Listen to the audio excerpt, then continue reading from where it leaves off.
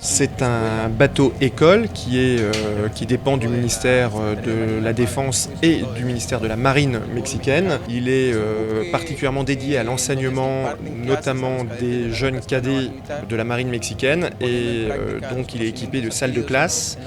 Le port d'attache est celui de Veracruz au Mexique. Le bateau s'appelle Cuauhtémoc parce que c'est le dernier empereur aztèque du Mexique qui portait ce nom.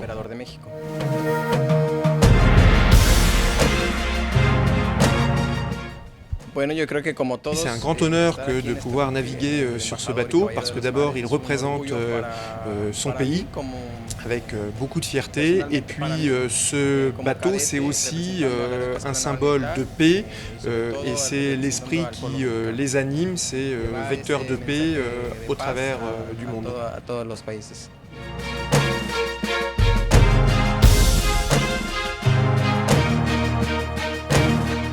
El peor recuerdo yo creo que fue cuando tuvimos un chubasco. Le pire de ces souvenirs, c'est lors d'une tempête très violente en pleine mer, et notamment dans le cadre de la manœuvre, parce que c'est très compliqué que de manœuvrer sous tempête un tel voilier. Donc c'était vraiment un très très mauvais souvenir, et ça s'est passé au milieu de l'Atlantique. Saber el arte de la navegación para poder dirigirnos hacia el punto que queremos llegar.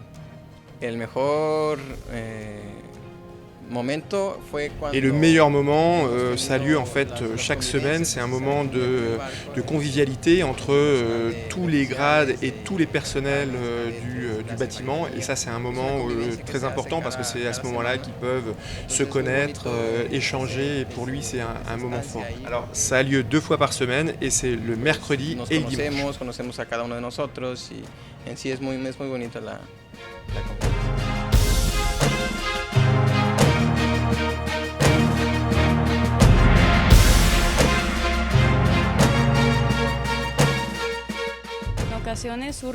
Alors c'est important parce que dans le cadre de manœuvres, les marins peuvent se blesser. Ça a été le cas dernièrement, notamment avec un harnais au moment de monter dans la mâture.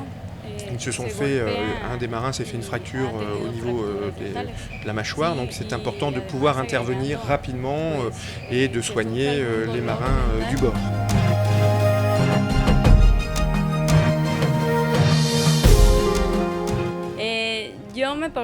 Autrement, en dehors de ces faits d'accidents ou de blessures, mon quotidien c'est d'assurer de l'hygiène buccale des marins, et notamment éventuellement soigner les caries et s'assurer surtout que tout le monde ait une bonne hygiène, donc c'est aussi de faire de la prévention.